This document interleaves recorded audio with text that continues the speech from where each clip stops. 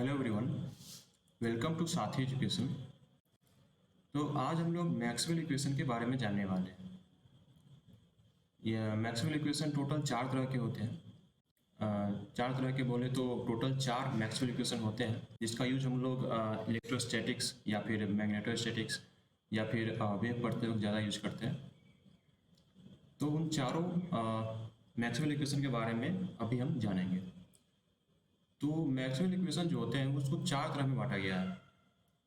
पहला होता है Maxwell equation for static field. Static field के लिए हमारा क्या मैक्सवेल इक्वेशन होता है? स्टैटिक फील्ड कहने का मतलब इलेक्ट्रोस्टैटिक या फिर मैग्नेटोस्टैटिक फील्ड, यानी कि इलेक्ट्रोस्टैटिक्स में पढ़ते वक्त या फिर मैग्नेटोस्टैटिक पढ़ते वक्त उसमें जो मैक्सवेल इक्वेशन यूज करते हैं वो क्या क्या होते हैं। दूसरा हम लोग पढ़ेंगे Maxwell equation for time varying field. ये काफ़ी ज़्यादा इंपॉर्टेंट है, वेव में ये इसी का यूज़ किया जाता है। तो Maxwell equation for time varying field क्या होता है। उसके बाद पढ़ेंगे Maxwell equation for source free region या फिर बोले तो सोर्स फ्री फील्ड। और चौथा हमारा होगा Maxwell equation for good conductor. ठीक है, तो ये चार तरह के मैक्सवेल इक्वेशन पढ़ेंगे और देखते हैं वो क्या क्या होता है। तो हमारा सबसे पहला टाइप है Maxwell equation for static field. Static field पढ़ते वक्त उसमें हम लोग कौन कौन सा मैक्सवेल इक्वेशन यूज करते हैं, कौन कौन सा इक्वेशन यूज करते हैं उसे हम देखते हैं।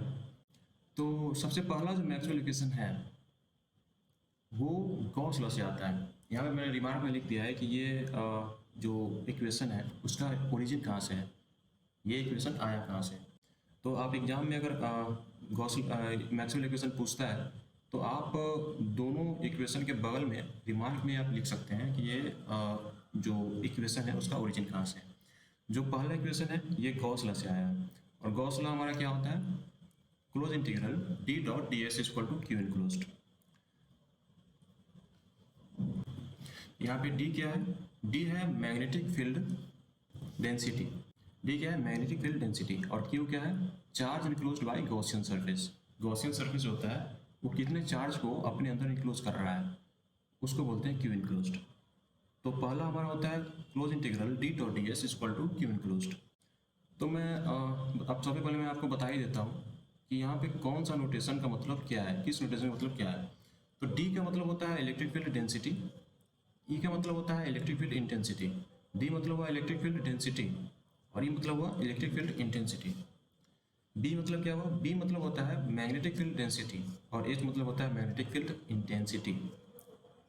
रो भी क्या है? रो भी है हमारा वॉल्यूम चार्ज डेंसिटी। रो भी क्या है? वॉल्यूम चार्ज डेंसिटी, यानी कि चार्ज पर यूनिट वॉल्यूम उसमें बोलते हैं रो भी। जेसी हमारा होता है कंडक्शन करंट डेंसिटी। तो यहाँ पे जेसी यूज करूँगा मैं, या फिर कभी कभी जेसी के लिए जे भी यूज कर लूँगा। तो जे मतलब वही होगा कंडक्शन करंट डेंसिटी। इसमें हम मैक्सवेल इक्वेशन एक और वर्ड यूज करते हैं, एक और लेटर यूज करते हैं जेडी। जेडी हमारा होता है डिस्प्लेसमेंट करंट डेंसिटी। जेडी क्या होता है? Displacement current density. और इसका फॉर्मूला क्या होता है? जेडी इक्वल टू होता है del D by del T. इसमें डी क्या है? डी है हमारा इलेक्ट्रिक फील्ड डेंसिटी। ठीक है, तो ये हमारे सारे नोटेशंस हो गए जो मैक्सवेल इक्वेशन में हम लोग यूज करने वाले हैं। तो हम लोग मैक्सवेल इक्वेशन पे वापस आते हैं। तो सबसे पहला इक्वेशन कहाँ से आया है? गॉस लॉ से। गॉस लॉ हमारा क्या है? Close integral D dot D S equal to charge enclosed. इसी का अगर पॉइंट फॉर्म में लिखते हैं तो कैसे लिखते हैं? पॉइंट फॉर्म में लिखते हैं del dot D equal to rho V. Integral form क्या हो गया? Close integral D dot D S equal to Q enclosed. उसका पॉइंट फॉर्म क्या हो गया? Del dot D equal to rho V. Second Maxwell equation देखते हैं। ये सारे स्टैटिक फील्ड के लिए, ये ध्यान रखिएगा, ये सारे मैक्सवेल इक्वेशन स्टैटिक फील्ड के लिए लागू होंगे। दूसरा इक्वेशन है close integral B dot D S equal to zero.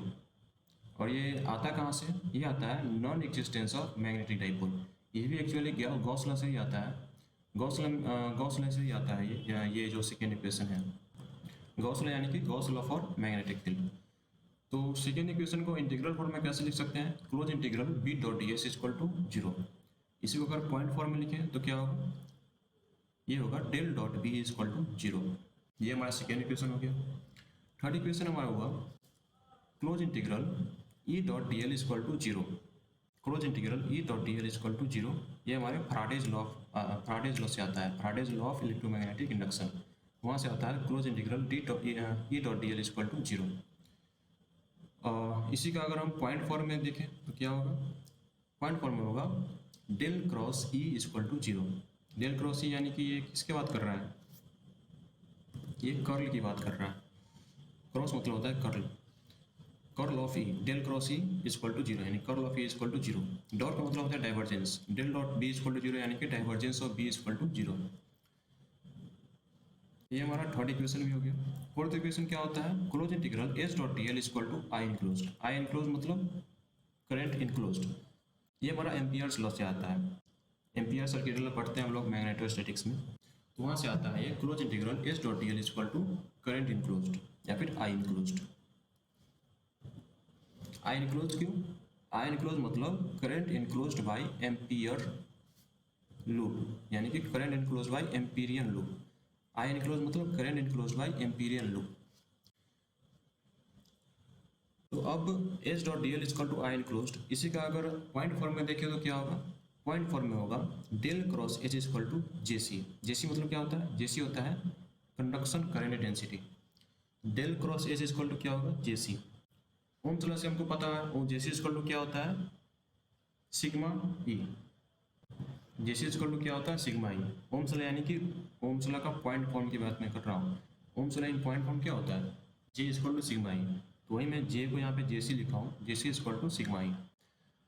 तो ये हमारे चार तरह के मैक्सवेल इक्वेशन हो गए for static field, for static field. तो इसको याद करने का मैं कुछ आपको हिंट दे देता हूँ। हिंट ये है कि यहाँ पे अगर आपको पहचानना है कि यहाँ पे डॉट होगा या क्रॉस होगा, तो इसका ये तरीका है कि यहाँ पे अगर आपको डी एस लिखा हुआ है, यहाँ पे अगर डी एस लिखा हुआ है तो आप यहाँ पे डॉट डालेंगे, ठीक है। डी एस लिखा हुआ है यानी कि आप वहाँ पे डाइवर्जेंस निकालने वाले हैं, डाइवर्जेंस का फॉर्मूला यूज़ करने वाले हैं। और वहीं अगर डी एल लिखा हुआ है तो वहाँ पे आप कर्ल डालेंगे, कर्ल का फॉर्मूला यूज करेंगे, कर्ल यानी कि क्रॉस। डी एस लिखा है तो डॉट, डी एल लिखा है तो क्रॉस। दूसरा तरीका ये भी है, अगर डबल इंटीग्रल है तो वहाँ क्या होगा, डॉट। सिंगल इंटीग्रल है वहाँ पे क्रॉस। डबल इंटीग्रल मतलब हम लोग वहाँ पे एक सरफेस की बात कर रहे हैं। डबल इंटीग्रल का वही होता है, मतलब वही होता है कि हम लोग एक सरफेस का बात कर रहे हैं। सरफेस यानी कि यहाँ पे देख रहे हैं, यहाँ पे एक डी एस का टर्म आ रहा है। डी एस मतलब एक सरफेस यानी कि एक एरिया। जहाँ पे एरिया का टर्म होता है वहाँ पे हम लोग डबल इंटीग्रेशन का यूज़ करते हैं। जहाँ पे सिर्फ लेंथ का टर्म आता है यानी कि डी एल, वहाँ पे हम लोग सिंगल इंटीग्रेशन का यूज़ करते हैं। तो उस तरीका एक आप यही आप याद रखिए कि जहाँ पे टी एस है वहाँ पे डॉट, जहाँ पे डी एल है वहाँ पे क्रॉस। तो अब हम लोग आगे चलते हैं। अगला है हमारा Maxwell equation for time varying field. ये हमारा वेरी वेरी इंपॉर्टेंट टॉपिक है। अगर आपके एग्जाम में डायरेक्ट मैक्सवेल इक्वेशन पूछा जाता है तो उसमें 90% चांस है कि आपको यही मैक्सवेल इक्वेशन लिखना है, यही चारों मैक्सवेल इक्वेशन लिखना है। तो इसको आप जरूर से जरूर याद रखिए। यहाँ तक कि आप अगर आपको Maxwell equation for static field निकालना है वो भी आप यहाँ से ड्राइव कर सकते हैं। यहाँ पे कुछ कंडीशन लागू करेंगे और यहाँ से आपको Maxwell equation for static field भी मिल जाएगा जो हमने अभी पढ़ा। और आगे जो दो टाइप के मैग्नेटिक फील्ड पढ़ने वाले हैं, सॉरी दो टाइप के जो मैक्सवेल इक्वेशन पढ़ने वाले हैं वो क्या क्या है, Maxwell equation for source free region और Maxwell equation for good conductor. ये दोनों आप सिर्फ इसी से डिराइव कर सकते हैं। Maxwell equation for source free region और Maxwell equation for good conductor, ये आप यहाँ से भी डिराइव कर सकते हैं और यहीं से ही हम डिराइव करेंगे आगे। तो ये आप जरूर से याद रखिएगा। तो मैं आपको बताता हूँ यहाँ पे क्या क्या है। यहाँ पे एक चीज़ देखिए कि यहाँ पे मैंने रिमार्क नहीं लिखा है। रिमार्क इसलिए नहीं लिखा है क्योंकि यहाँ पे जगह कम है, इसलिए मैंने रिमार्क नहीं लिखा है। रिमार्क वही है जो हमने पहले स्टैटिक फील्ड के लिए पढ़ा है, यानी सेम यही रिमार्क आप यूज़ कर सकते हैं। First equation, second equation, third equation और फोर्थ इक्वेशन में जो रिमार्क है वो आप डायरेक्टली यहाँ पे यूज़ कर सकते हैं, यहाँ पे कॉलम बना के यूज़ कर सकते हैं। तो सबसे पहले देखते हैं Maxwell equation for time varying field में इंटीग्रल फॉर्म में देखते हैं। सबसे पहला इक्वेशन क्या है, close integral D dot D S equal to charge enclosed. Close integral D dot D S क्या है, चार्ज इनक्लोज्ड। इसी का पॉइंट फॉर्म क्या है, del dot D equal to rho D, ठीक है। अगला इक्वेशन है close integral B dot D S equal to zero. ये हमेशा जीरो होता है। ये आप कोई भी किसी भी तरह के जो चार तरह के मैक्सवेल इक्वेशन पढ़ने वाले हैं उसमें किसी भी फील्ड में आप देखिए, स्टैटिक फील्ड है, टाइम वेरिंग फील्ड है, किसी गुड कंडक्टर के लिए निकाल रहे हैं आप, तो सब में जो है B dot D S zero ही आता है। तो हमारा सेकेंड इक्वेशन है integral B dot D S is equal to zero. उसी का पॉइंट फॉर्म में कैसे लिखते हैं? पॉइंट फॉर्म लिखते हैं del dot B is equal to zero, del dot B is equal to zero. Dot यहाँ पे क्यों है? क्योंकि यहाँ पे डी एस है इसलिए यहाँ पे डॉट आया है, यहाँ भी डी एस है, यहाँ भी इसलिए यहाँ भी डॉट आया है। तीसरा इक्वेशन है close integral E dot D L is equal to minus integration del V upon del T into D S. इसको फिर से ध्यान दीजिए। तीसरा इक्वेशन हमारा क्या है? Close integral E dot D L is equal to minus del V by del T into D S. ठीक है, ई और बी यहाँ पे साथ में आ रहा है, इस तरफ डी एल है, इस तरफ डी एस है, और बीच में एक साइन माइनस का साइन लगा हुआ है। इसी का अगर आप पॉइंट फॉर्म में देखें तो क्या है? पॉइंट फॉर्म है del cross E is equal to minus del V by del T. Point form लिखते वक्त क्या करेंगे? डी एल है तो यहाँ पे क्रॉस डालेंगे, यहाँ पे ई है ना, तो इसलिए यहाँ पे del cross E equal to, यहाँ पे सिर्फ ये वाला टर्म आएगा, इस तरफ ये वाला टर्म, ये टर्म पूरा टर्म किसमें? नेगेटिव में है, इसलिए यहाँ पे minus del B upon del T आया। तो तीसरा इक्वेशन क्या हो गया? Close integral E dot D L equal to minus integration del B by del T into D S. इसी का पॉइंट फॉर्म है del cross E equal to minus del B upon del T. ये हमारा तीसरा equation हो गया। चौथा equation क्या है? चौथा इक्वेशन है close integral S dot D L equal to integration J C plus del D by del T into D S. Del D by del C क्या होता है? Del D by del T क्या होता है? ये होता है जे टी, यानी कि displacement current density. Del D by del T क्या होता है? J T, displacement current density. तो यहाँ पे आप जे डी भी लिख सकते हैं, लेकिन आप जे डी मत लिखिए, यहाँ पे del D by del T ही लिखिए। तो इंटीग्रल फॉर्म क्या हो गया? चौथा इक्वेशन का integration J C plus del D by del T into D S equal to close integral S D L. J C है यहाँ पे कंडक्शन करंट डेंसिटी, ये वाला जो टर्म है, ये क्या बता रहा है? ये बता रहा है डिस्प्लेसमेंट करंट डेंसिटी, और ये जो है ये बता रहा है कंडक्शन करंट डेंसिटी। दोनों ही करंट डेंसिटी ही है, दोनों करंट डेंसिटी ही है, लेकिन ये है कंडक्शन करंट डेंसिटी, ये है डिस्प्लेसमेंट करंट डेंसिटी। तो इसी का अगर पॉइंट फॉर्म में देखें तो क्या होगा? पॉइंट फॉर्म में है del cross E equal to J C plus J D. इसको मैंने जे सी, इसको मैंने जे डी लिखा है। इसको क्या लिख सकते हैं? J C plus J D को लिख सकते हैं del D by del T. तो आप यहाँ पे del cross E equal to directly लिख सकते हैं J C plus del D by del T. इसको लिखने की जरूरत नहीं है, आप चाहे तो इसको स्किप भी कर सकते हैं। तो ये हमारे 4 इक्वेशन हो गए, 4 मैक्सवेल इक्वेशन हो गए, इसके लिए टाइम वेरिंग फील्ड के लिए। ठीक है, अब अगले टाइप पे चलते हैं। हमारा अगला टाइप है Maxwell equation for free space. Maxwell equation for free space. Free space के लिए मैक्सवेल इक्वेशन क्या होगा? हम लोग जानते हैं कि फ्री स्पेस में कोई भी चार्ज एग्जिस्ट नहीं करता है। फ्री स्पेस है तो उसमें कोई भी चार्ज नहीं होगा, इसीलिए रो भी क्या हो जाएगा? जीरो। वॉल्यूम चार्ज डेंसिटी भी जीरो। अगर चार्ज ही नहीं है तो चार्ज डेंसिटी भी क्या होगा? वो भी जीरो हो जाएगा। इसके लिए एक और कंडीशन होता है, तो ये हमारा पहला कंडीशन हो गया कि रो भी इक्वल टू जीरो। दूसरा कंडीशन क्या होता है? दूसरा कंडीशन ये होता है कि conductivity of free space is negligible. Free space का जो कंडक्टिविटी होता है वो नेग्लिजिबल होता है, यानी कि बहुत ही कम होता है। So that they carry large displacement current and negligible conduction current. अगर कंडक्टिविटी काफ़ी कम होता है इसलिए वहाँ पे कंडक्शन करंट डेंसिटी का वैल्यू काफ़ी कम होता है। कंडक्टिविटी लो होता है इसलिए कंडक्शन करंट डेंसिटी का भी वैल्यू काफ़ी कम होता है, और डिस्प्लेसमेंट करंट डेंसिटी का वैल्यू वहाँ पे काफ़ी ज़्यादा होता है, यानी कि del D by del T is much greater than J C. ठीक है, displacement current density is much greater than conduction current density. यहाँ पे मैंने वही लिखा है, displacement current density is much greater than conduction current density, J D is much greater than J C. तो free space के लिए 2 कंडीशन हो गए। कौन कौन से हो गए? रो भी equal to zero and J D is much greater than J C, यानी कि इसमें हम जे सी को नेग्लिजिबल लेने वाले हैं। जे सी को नेग्लिजिबल लेने वाले हैं, नेग्लिजिबल यानी कि जीरो, करीब यहाँ पे बहुत ही कम है। बहुत ही कम मतलब कि यहाँ पे जीरो है। तो जो हमने मैक्सवेल इक्वेशन पढ़ा है point form and integral form दोनों में, और किसके लिए, फॉर टाइम वेरिंग फील्ड के लिए। इसी में हम लोग रो बी का वैल्यू 0 पुट करेंगे और जी सी का वैल्यू 0 पुट करेंगे। रो बी का वैल्यू 0 पुट करेंगे और जी सी का वैल्यू 0 पुट करेंगे। वहीं से हमारा क्या आ जाएगा, वहीं से हमारा आ जाएगा Maxwell equation for free space. ठीक है, तो पिछले इक्वेशन में आप रो बी का वैल्यू 0 पुट करिए तो क्या आ गया, del dot D is equal to 0 and close integral D dot D S is equal to 0। Del dot B is equal to 0 तो पहले से ही है, आपका del dot B is equal to 0 पहले से ही है, तो ये भी इंटीग्रल फॉर्म में भी यही हुआ, close integral B dot D S is equal to 0। अगला क्या है, del cross E is equal to minus del B by del T, ये सेम ही रहने वाला है, इसमें कोई चेंज नहीं होगा। तीसरा इक्वेशन क्या है, del cross E is equal to minus del B by del T, इसका इंटीग्रल फॉर्म क्या है, यहाँ पे आप लिख लीजिए, यहाँ पे पॉइंट फॉर्म आएगा, ये हमारा आएगा इंटीग्रल फॉर्म। जगह के कम होने की वजह से यहाँ पे मैंने नहीं लिखा है, यहाँ पे आप लिख लीजिए, यहाँ पे पॉइंट फॉर्म, यहाँ पे इंटीग्रल फॉर्म, बगल में आप चाहे तो रिमार्क भी लिख सकते हैं। तो तीसरा इक्वेशन है इंटीग्रल फॉर्म में, close integral E dot D L is equal to minus integration del B by del T into D S.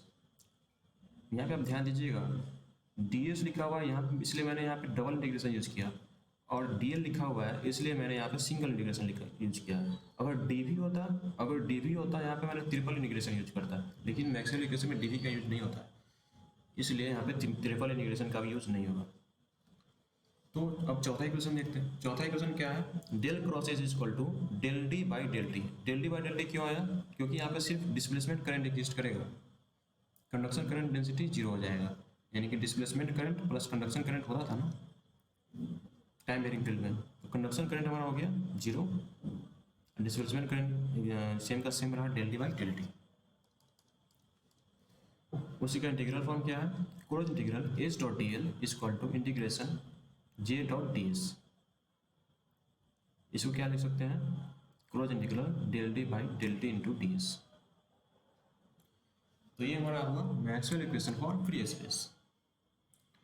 अब अगले टाइप पे चलते हैं। हमारा अगला टाइप है Maxwell equation for good conductor. Good conductor के लिए मैक्सवेल इक्वेशन क्या होता है, मैक्सवेल इक्वेशन में गुड कंडक्टर कुछ फ्री स्पेस के जैसा ही होता है, बस उसमें थोड़ा सा डिफरेंस आ जाता है। थोड़ा सा डिफरेंस क्या होता है कि इसमें जो कंडक्शन करंट होता है ना, वो much greater then displacement current होता है। इससे पहले सोर्स फ्री रीजन में हमने क्या देखा था, सोर्स फ्री रीजन में डिस्प्लेसमेंट करंट जो है वो कंडक्शन करंट से काफ़ी ज़्यादा होता है, लेकिन जो गुड कंडक्टर होता है, गुड कंडक्टर में कंडक्शन करंट डिस्प्लेसमेंट करंट से काफ़ी ज़्यादा होता है, ये बस उल्टा होता है। बाकी रो बी इक्वल टू 0 इसमें भी होता है and rho B equal to 0 इसमें भी होता है। तो rho B equal to 0 same रहने वाला है for static field, sorry for free space and for good conductor. अच्छा, गुड कंडक्टर के लिए रो बी 0 क्यों होता है, एक अच्छा सवाल है कि एक अच्छा कंडक्टर है, गुड कंडक्टर में तो काफ़ी आसानी से चार्ज ट्रेवल कर सकते हैं, चार्ज एग्जिस्ट भी कर सकते हैं, फिर चार्ज डेंसिटी 0 कैसे होगा, इसका मैं आपको बताता हूँ नेक्स्ट पेज में। यहाँ पे मान लीजिए कि आपके पास एक वॉल्यूम है,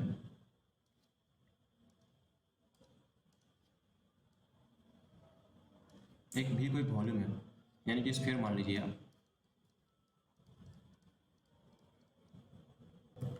इसमें मैंने कुछ चार्ज दे दिए, प्लस प्लस प्लस प्लस, पूरा चार्ज से भर दिया इसको, ठीक है। ये इनिशियल कंडीशन है, यानी कि टी इक्वल टू 0, ये टी इक्वल टू 0 का कंडीशन है, यानी कि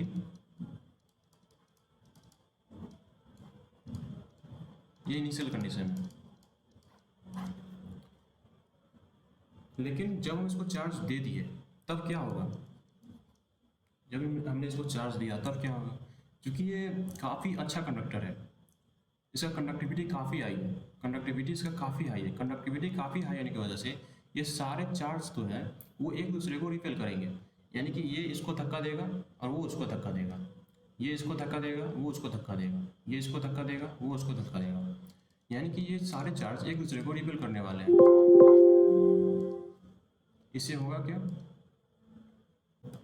इससे ये होगा कि ये सारे चार्ज जो हैं ये सरफेस पे जमा हो जाएंगे। इसको मैं ऐसे देखता हूँ, सरफेस जमा हो जाएंगे, सरफेस के ऊपर ऊपर,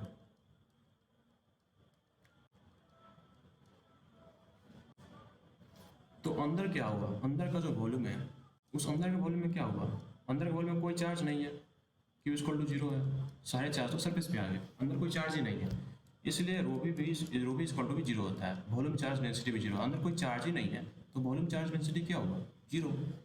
इसीलिए गुड कंडक्टर के लिए वॉल्यूम चार्ज डेंसिटी क्या होता है, sorry volume charge density zero होता है। ये कौन सा कंडीशन है, ये आ गया फाइनल कंडीशन।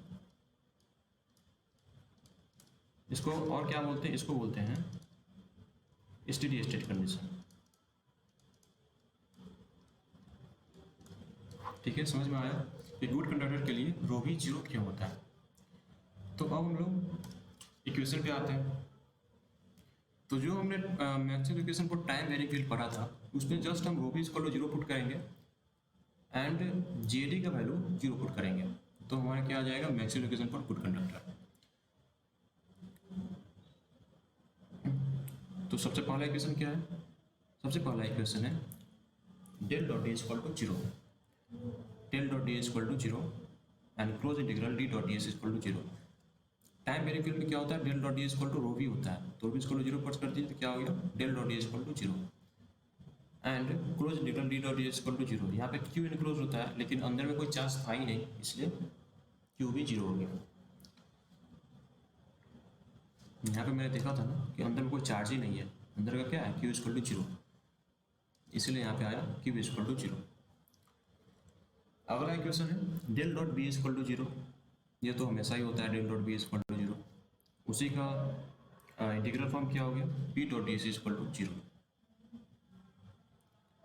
अगला इक्वेशन है del cross E equal to minus del V by del T, ये सेम रहने वाला है पहले की तरह, उसी का जो है इंटीग्रल फॉर्म क्या हो गया E dot D L equal to minus integration del V by del T into D S, ये भी सेम ही रहने वाला है। अगला इक्वेशन क्या है, चौथा equation del cross H equal to J C, del cross H equal to J C, J C क्यों, क्योंकि यहाँ पे डिस्प्लेसमेंट करंट डेंसिटी यहाँ पे जीरो लेके चलेंगे, तो यहाँ पे सिर्फ क्या होगा सिर्फ conduction current density J C, तो यहाँ पे लिख सकते हैं integration S dot D L equal to क्या आ जाएगा integration J C plus J C into D S, J D क्या हो जाएगा जीरो, जे डी मतलब del T by del T क्या हो जाएगा जीरो, तो क्या हो जाएगा close integral J C dot D S equal to zero, और J C dot D S क्या हो जाएगा enclosed current, conduction current density को अगर एरिया से मल्टीप्लाई करेंगे तो क्या आ जाएगा करंट आ जाएगा, कंडक्शन करंट डेंसिटी को अगर एरिया से मल्टीप्लाई करेंगे तो करंट आ जाएगा। तो ये सिंपली एक एम्पियर्स लॉ आ गया, जो एम्पियर्स लॉ हम लोग मैग्नेटोस्टैटिक्स में पढ़ते हैं वो सिंपली एक एम्पियर्स लॉ आ गया close integral S dot T L equal to I enclosed. ठीक है, तो ये हमारे सारे इक्वेशन हो गए, सारे यानी कि चार इक्वेशन ही है, तो हमारे चार इक्वेशन हो गए, और किसके लिए for static field, for time varying field, for free space and for good conductor. ये चारों आप इक्वेशन जरूर याद रखिए। सबसे इम्पोर्टेंट जो सेकेंड केस था Maxwell equation for time varying field, ये आप जरूर याद रखिए। इसमें एक चीज़ और आप ध्यान रखिए कि जो इक्वेशन जिस नंबर पे लिखा हुआ है, यानी कि फर्स्ट में कौन सा इक्वेशन है, सेकंड पे कौन सा इक्वेशन है, थर्ड पे कौन सा इक्वेशन है, फोर्थ पे कौन सा इक्वेशन है, आप उसको उसी फॉर्म में याद करिए, उसी सीरियल वाइज याद करिए। यानी कि फर्स्ट में अगर del dot D equal to rho B है तो आप ऐसे ही याद रखिए इसको del dot D equal to rho B, second में del dot B equal to zero, third equation del cross E equal to minus del V by del T, fourth equation del cross S equal to J C plus del D by del T. तो अगर आपसे पूछे कि Maxwell equation तीसरा Maxwell equation क्या है, तो आप फटाक से बताइए del cross A equal to minus del by del T. कोई आपसे पूछे कि चौथा मैक्सवेल इक्वेशन क्या है, तो वो हमारा होगा del cross S equal to J C plus del D by del T. ठीक है, समझ में आया आपको। बाकी अगर आपको इसका प्रूफ देखना है तो उसके लिए मैंने एक अलग वीडियो बनाया है, उसका लिंक आपको डिस्क्रिप्शन बॉक्स में मिल जाएगा, या फिर आप इस चैनल के अंदर भी जाकर के देख सकते हैं, वो वीडियो आपको मिल जाएगा, आप उसी पे जरूर देखिए। तो जाते जाते कुछ और बातें मैं आपको बता देता हूँ कि अगर आप एक इंजीनियरिंग के स्टूडेंट हैं तो डिस्क्रिप्शन बॉक्स में एक टेलीग्राम का लिंक दिया होगा, आप उस टेलीग्राम के ग्रुप से जरूर ज्वाइन करिए। क्योंकि वहाँ आपको बहुत सारे बुक्स नोट्स आपको PDF फॉर्मेट में मिल जाएंगे। उसके लिए कहीं आपको इधर उधर भटकना नहीं पड़ेगा, आपको डायरेक्ट एक ही चैनल पे आपको सारे नोट्स और बुक्स मिल जाएंगे। तो आप उस टेलीग्राम को ज़रूर ज्वाइन करिए और साथ साथ इस वीडियो के कमेंट सेक्शन में भी बताइए कि आपको ये वीडियो कैसा लगा। तो मिलते हैं अब किसी और वीडियो में। Thank you.